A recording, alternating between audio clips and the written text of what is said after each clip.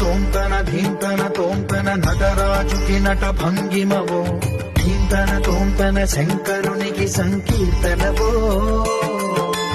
ఈశ్వరుడే అనునిత్యం తనలో తలచుకునే ఓంకారమువో శివ హృదయం కరిగించే ఆ పంచాక్షరివో నీ మదిలో